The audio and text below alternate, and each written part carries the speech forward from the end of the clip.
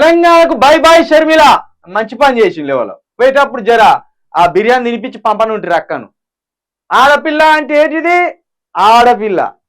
పాదయాత్ర అంటే ఏంటిది? పాదాల మీద నడిచే యాత్ర. ఇది చెయ్యి, ఇది పిడికిలి. ఇంత గొప్ప ఫిలాసఫీ మాకు తెలుసా? ఇది చెయ్యి అని తెలుసా మాకు? ఈ చెయ్యికి 5 ఏళ్ళు ఉంటాయని తెలుసా? అంటే ఆంధ్రప్రదేశ్ నుండి వచ్చి రాజన్న బిడ్డ ఆంధ్రప్రదేశ్ నుండి వచ్చారే తెలంగాణ వాళ్ళారా, చెయ్యికి 5 ఏళ్ళు ఉంటాయిరా అని చెప్పి ఈ చెయ్యిని ఇట్లా ముడిస్తే పిడికిలి అవుతాయి అని చెప్పి ఇది పిడికిలి. ఇక ఇంకోటి ఈమె ఈమె వల్ల వాళ్ళ నాయనకు చెడ్డ పేరు వచ్చింది. ఎట్లా? రాజన్న బిడ్డను నేను అంటే, నువ్వు రాజన్న బిడ్డవని మాకు తెలియదని తెలుసు. 50 సంవత్సరాల దాకా వచ్చినాయి నీకు రాజన్న బిడ్డ అని తెలుసు. 10 సార్లు నేను రాజన్న బిడ్డని అనే వరకు మరి రాజన్న బిడ్డ కాదా ఏమైనా సాదుకున్నారా అనే అనుమానం వచ్చింది ఆఖరికి ప్రజలకు. ఇక వచ్చింది ఉన్నదా? శంకిని లెక్క మీద పడి మన పోలీసులను కొట్టే. అసలు మేము రాజకీయాలు ఉంటే అసలు ఇటు ముఖాన్ని రాకపోతే చేద్దాం. నేను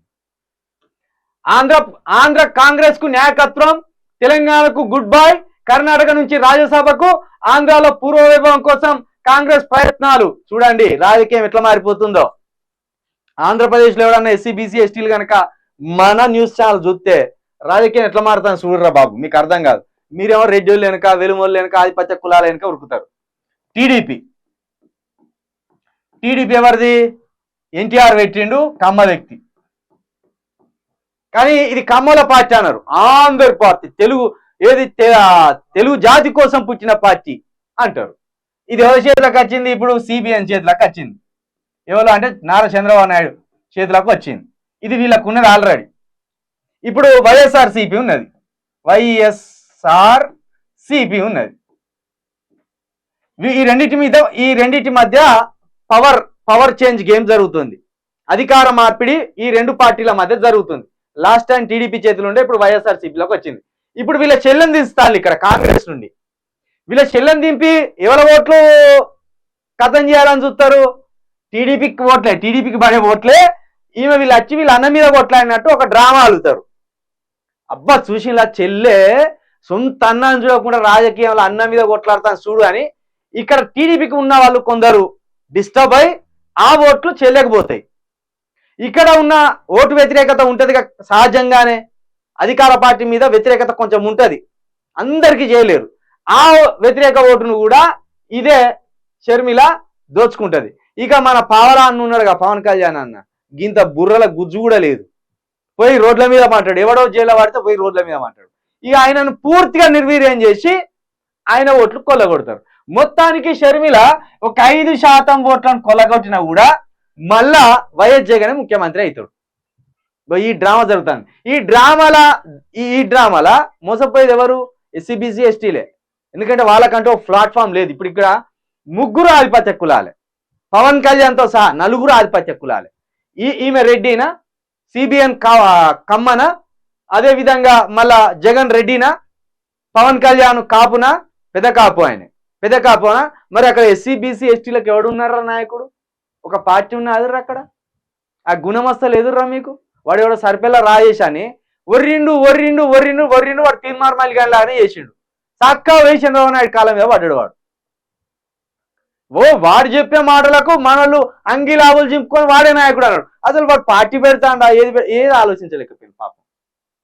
అరే పవన్ కళ్యాణ్ ఫోన్ చేస్తే మురిసిపోతాడే వాడు, సిగ్గుపడతాడు. మళ్ళీ ఎట్టుంటాడు వాడు? బాహుబలి సినిమాలో వాళ్ళు కాలకేయులు ఉన్నట్టు ఉంటాడు వాడు. బాహుబలి సినిమాలో ఒక్కొక్కడు 6 feet height తోటి కాలకేయులు ఉన్నట్టు ఉంటాడు వాడు. నాకు పవన్ కళ్యాణ్ ఫోన్ చేయడం అయిందండి అని సిగ్గుపడ. ఈ పవన్ కళ్యాణ్ దేవుడు ఆరా? పవన్ కళ్యాణ్ విశారద అన్న అపాయింట్మెంట్ కోసం 1.5 గంట వెయిట్ చేసిండు. గాయన ఫోన్ చేస్తే నువ్వు మురిసిపోయినావు. విశారదన్ మహారాజు కోసము ఇదే పవన్ కళ్యాణ్ 1.5 గంట సేపు వెయిట్ చేసిండు. ఎందుకంటే ఆయన గొప్ప ఐడియాలజీ ఉన్నాడు అట. నేను పార్టీ పెట్టబోతున్నా, ఏమైనా సూచనలు తీసుకుందామని. హీరోగాళ్ళు ఫోన్లు చేస్తే, కామెడియన్లు ఫోన్ చేస్తే మురిచిపోయే కాడు ఉంటే మన ఐడియాలజీ బయట పడదు. ఇది జరుగుతుంది ఆంధ్రలో. ఆంధ్రలో చూడు. ఇక్కడ సంతోషకరమైన విషయం ఏంటంటే ఈ రాక్షసి మన తెలంగాణ ఇడిచిపెట్టిపోయిందా?